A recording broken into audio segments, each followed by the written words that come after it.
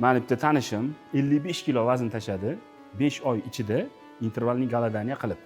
O'zi holat qanaqa bo'lgan? Bu odam 146 kilo bo'lgan. 5 oy, 5,5 oy ichida 90 kilogacha tushgan vaznlari. Bu intervalli golodaniya qilib. Intervalli golodaniya nima bu? Ya'ni bir kunda bir mahal ovqat yeysiz, ya'ni siz 12 da yeyapsizmi? Bo'ldi, 12 da xohlagan ovqatingizni yeysiz. Osh yeysizmi, lamon yeysizmi, qozon kabob yeysizmi, farqi yo'q. Qolgan vaqt davomida faqat suv ichib yurasiz, ovqat yemaysiz. Ya'ni ertasi kuni yana xuddi o'sha vaqt kelguncha hech narsa yemaysiz. Bir kunda bir mahal plotniy ovqatlanasiz. Bu odam shunaqa bitatsiya qilib turib, 5 oy davomida shunaqa 50-55 kilo vazn tashadi. Bu narsa har doim ham ishlamaydi. Nimaga? Bu narsa nimaga optimalli emas? Bu odam umrini oxirigacha intervalli golodaniya qila olmaydi. O'shaning uchun bu narsa optimal emas. Sizda qanaqadir bir fotosessiyangiz bo'lsa, yoki bir to'yingiz bo'lsa, yoki kim bilan bir sport o'ynagan bo'lsangiz, ma'lum bir vaqt ichida, ya'ni siz misol uchun 2 oyda buncha tashiyman, 3 oyda buncha tashiyman deb turib, oldingizga qanaqadir bir konkret maqsad qo'ygan bo'lsangiz, ana o'sha paytda qilsangiz bo'ladi.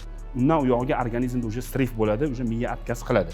Bu odam 55 kilo vazn tashadi. Mana yaqinda Ramazonda 2 mahal ovqatlanganning o'zida, ya'ni iftorli, saharli 2 mahal ovqat yeb yurganning o'zida bir oyda 10 kilo vazn yig'ib oldi yana.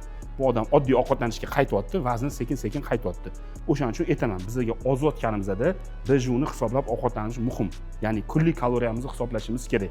To'g'ri, siz misol uchun 5 oyda 55 kilo vazn tashay olmassiz. Oyiga 5% dan tashlaysiz, bu norma. No zato sizda rezultat sekin-sekin bo'ladi, davomiy bo'ladi. Bu odamda rezultat bo'lgan, bu odam endi hozir oddiy ovqatlanishga qaytyapti, vazn sekin-sekin yig'yapti. O'shaning uchun biz har doim oqsilimizni, uglevodimizni, yog'imizni hisoblab yeymiz va rezultatimiz sekin-sekin bo'ladi. No, davomiy bo'ladi. Rezultat qilish muammo emas. Любой odam ozmoqchi bo'lgan odam ozdirsa bo'ladi, semirmoqchi bo'lgan odam semirtirsa bo'ladi, любой odam o'zgartirsa bo'ladi. Bu yerda muhimi rezultat qilish emas, muhimi rezultatda ushlab qolish.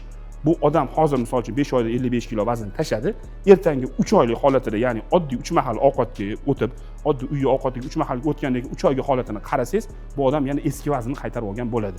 O'shaning uchun har doim aytaman, oqsil, uglevod, yog'ni hisob-kitob qilib yeyish kerak.